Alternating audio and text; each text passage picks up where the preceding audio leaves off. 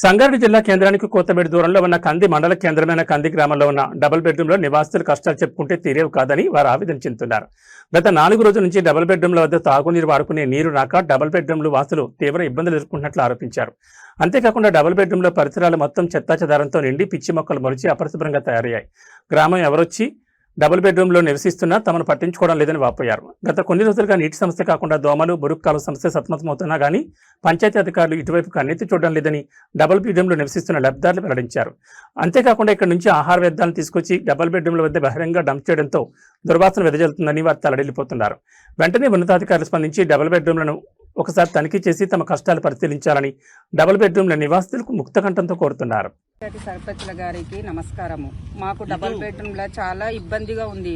Water ఇబ్బంది అయితే చాలా ఉంది. ఎందుకంటే ప్రతిసారి ఖరాబ్ అయినా కానీ మేము తలా ఇన్ని వేసుకొని బోరు చేపించుకోవడం అవుతుంది. ఇంకొకటి ఇంటింటికి ఇవ్వలేకపోతున్నాము.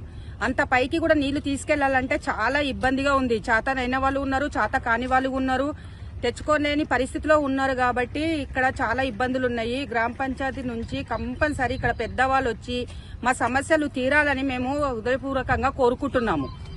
నీళ్ళు వస్తలేవు, ఇక్కడ వాటర్ ప్రాబ్లం చాలా ఉంది. మాకు కళ్ళు కాండ్రావు, నాకు పడ్డా శాతం అయితే లేవు. మాకు సర్పంచ్కి రావాలే వచ్చి సమస్యలు అన్ని తీరాలి. హలో, మరి గ్రామ మండ సర్పంచులకు అందరికీ మేము ధన్యవాదాలు చేస్తున్నాము. మేము డబల్ బెడ్రూమ్ నుంచి మాట్లాడుతున్నాము.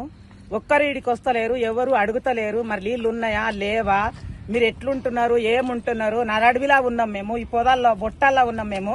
మాకు ఒక సర్పంచ్ గారు వస్తలేరు, ఒక ఎమ్మెల్యే గారు ఇలాక ఎవరు వస్తలేరు. మేము ఓట్ల కంటే కంటిన్యూగా మమ్మల్ని ఇచ్చేసుకుంటారు.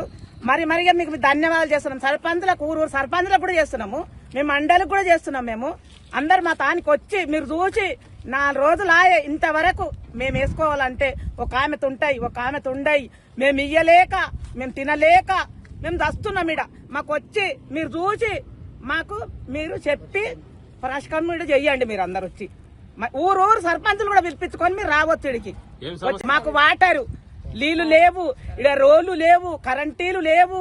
తెల్లం దాకా మేము ఎట్లా దస్తున్నామో మాకే తెలుస్తుంది సార్. మీరు ఎవ్వరు కూడా పట్టించుకుంటారు. ఓట్లు అన్నప్పుడు మరి ఇంటింటికి మీ కాళ్ళు మొక్కుతాం, మీకు ధన్యవాదాలు చేస్తాం, దండాలు అవి ఇవి అంటారు సార్.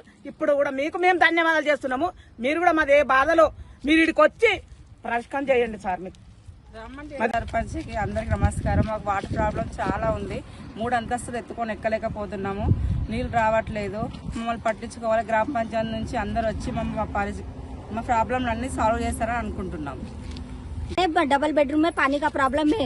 मिशन बाजरा तक का पानी भी नहीं आ रहा.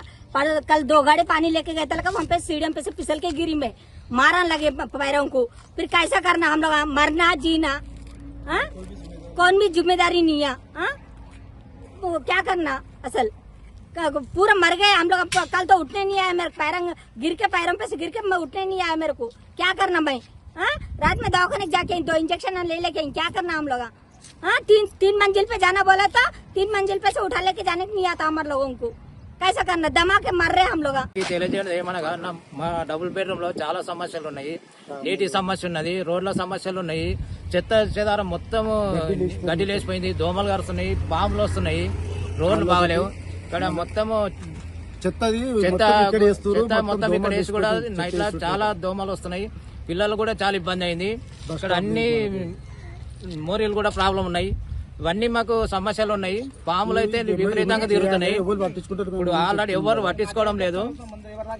చాలా ప్రాబ్లమ్స్ ఉన్నాయి. ఈ ప్రాబ్లమ్స్ సాల్వ్ చేయగలరని సర్పంచ్కి, వార్డు మెంబర్కి అందరికి తెలియజేస్తాం.